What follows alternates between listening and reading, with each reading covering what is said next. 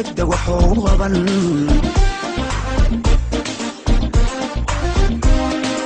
maahir maxamed xaashi waa wiil yar oo 7 sano jir ah waxa uu ku nool yahay magaalada Muqdisho ee caasimadda Soomaaliya maalin maalmaha kamida ayuu ku ooyay hooyadii ayaa weydiisay sababta uu la ooynayo oo ku tiray maxaa kugu dhacay maahir ayaa ugu jawaabay taabid ayaan doonayaa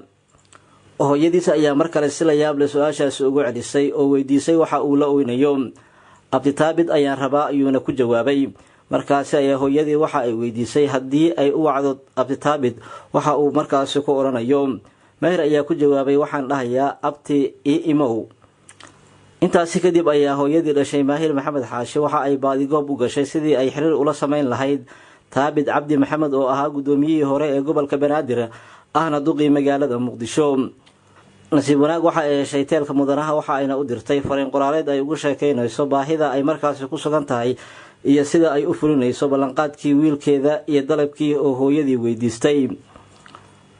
mudana taabid oo ilaahay hibo u siiyay naxariista iyo damqashada qaybaha kala duwan ee bulshada gaar ahaan carruurta Soomaaliyeed ayaa la ilmeeyay markii uu daawaday muuqaal kooban oo hooyadii maahir ay ka soo duubtay isla markaana ay la wadaagtay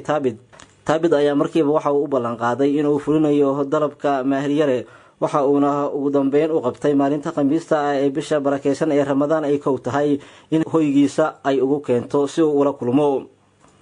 markii laga baxay xilligii afurka ayaa hoyga uu ka degan yahay magaalada Muqdisho duqii hore ee caasimadda loogu keenay maahir yare oo xilligaasi ay wajigiisa ka muuqanayso farxad aad u badan ismarxabeen iyo soo dhaweyn wanaagsan kadib waxa uu ku qaabilay qaybta soo dhaweynta martida ee hoygiisa mudane taabid cabdi ayaa waxa uu la sheekaystay maahir yare waxa uuna waalidkii ka wareystay noloshiisa iyo sidoo kale xaaladda waxbarasho ee uu xilligaasi ku sugan yahay taabid ayaa su'aalay wiilka yar waxa uu hiigsanayo mustaqbalka waxa uuna ku jawaabay maahir si lama filaan ah inuu doonayo inuu noqdo askari daacad u ah dalkiisa taasina uu jecel yahay mustaqbalka madaxweyne maanta askari